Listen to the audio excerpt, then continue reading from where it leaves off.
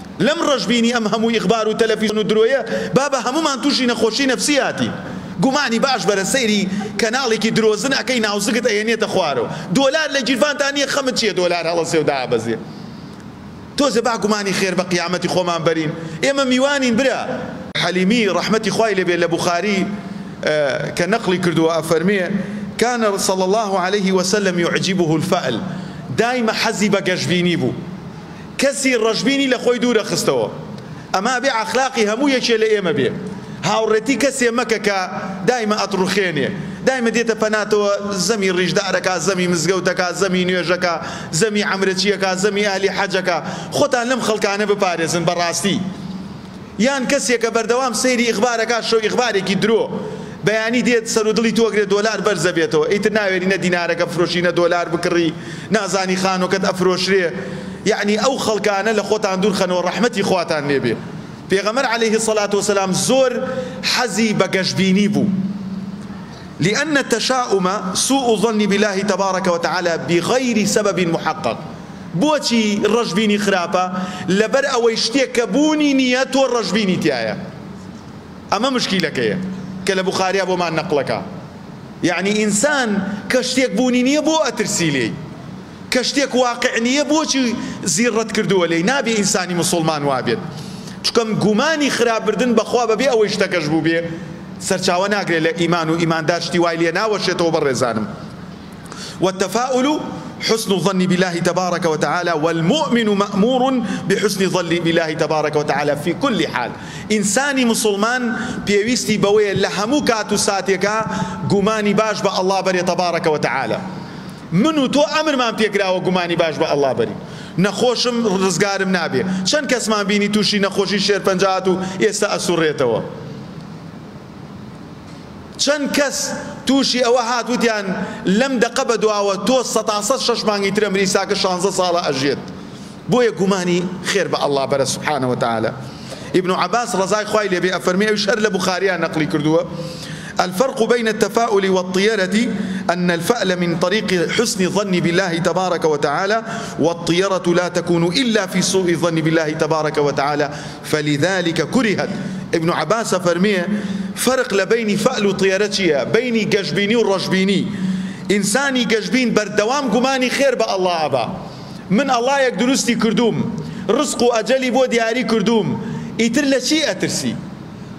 بخوا برام يساك زوري لي وحزك بشي لتركيا بجي بخوا بشي تركيا ممنوني بيتو بوير زورك حزك بشي لأوروبا بجي أو راكي براكي خود لأوروباي كا بخوا تو بتكدا ليرة باشتي رزقت بياكد خوش ويسان ئەوەی کە لە جێی خۆیەتی هیچ کاتێ تەمەنا بە شوێنی یەکێتر مەخوازە گەشببین بە بەوەی کە ئەڵڵا بۆی دیاری کردووی مادام ڕزق و ئەجەل دیاری کراوە پێویستە گەشببین بین لەم ڕەشببینی ئەم هەموو ئیخبار و تەلەڤیزۆن و درۆیە بابە هەمومان تووشی نەخۆشی نەفسیاتی و حەزیشەکەم بزانی عێراقێکێکە لە وڵاتانە کە خوا زۆر دەرگەی گەورەی لێ کردێتەوە برام بخوا خزمەکانی ئێمە لە ئەوروپا بە تەماتە بەداناکردن سونوقێ تەماتە بە 3000 ئەم وڵاتە خوای گەورە فەراحیە زۆری خستە ناوی خۆتان ڕۆ ئیسا ئەمنی وەڕۆ ڕەنگە دەدە لە ماڵی یەکتری داعوت بن برامە لە چی وڵاتێکا شتی وایە گومانی باش بەرە سەیری کەناڵێکی درۆزن ئەەکەی ناوزگت ئەێنێتە خوارەوە دۆلار لە گیرفانتان نییە خەمت چییە دۆلار هەڵەسێ و دابەزێ تۆزە با گومانی خێر بە قیامەتی خۆمان بەرین ئێمە میوانین برا بۆ دوای دوای نوێژی جومعە بڵێن فڵانە کەس و مامۆستا عادیل و کێو وەفاتی کرد و مرد مادام رزقت دیاری کراوە مادام ئەجەل دیاری کراوە مادام نوێژەکەی ئەهلی تەوحیدی گومانی باش بە ئەڵڵا بەرە سبحانه وتعالى خەڵک هەیە سجنە بە نەحەق گومانی ئەوە بە دەریش چێ و ژنیش بێرێ و ماڵیش بەخێوکاو کابرایە وتی من لە سجنا بووم دوو گەنجانێنایەکی 16 ساڵیان حکومدا وتی منیش 3 مانگ حکم بووم خەریک بوو دڵم بتەقێ وتی پیانم وت ئێوە خۆشی چیدانێ ئێوەتیان مامۆستای بەڕێز ئەمە حکمی دنیایە خۆ لەواکە لای خوا 16 ڕۆژ بێت عفویەکە درێ و دەرەچین وتیتم واللهی چەند ساڵە من خۆم فێر دینداریەکەم ئێوە لە من دیندارتر وتی دوو گەنجی جوان وتیان مامۆستا گوێی مەدەرێ لەسەر وەرەقە 16 ساڵە لەوە ئەکا 16 هەفتەی تر ئێمە لە دەرەوە بین و تو 3 ساڵەکەی خۆت تەواو بکەی بۆیە خۆشەویستان ئەوە گومانی گەنجێکە کە تازە پێگا بە ئیسلام تۆ یەک لەخوا بەزیاد بێ صاحب ماڵ و مناڵی صاحب شخصیەتی ئەوەندەی گوێ بە هەندێک ئیخبار و فەیسبوک مەدە ئینسانەکان هەمووی خەریکە توش نەخۆشی نەفسیە بن لە خۆڕایی زمانی زوو کەی ئێمە ئاوا بووین کە دنیا وەکو گوندێک نەبوو لە بەرچاومان. بۆیە بەڕێزان کاتێک کە پێغەمبەر صلی الله عليه وسلم لەناو غارەکەیایە، لەناو غارەکە لەگەڵ ئەبوو بەکری سدیق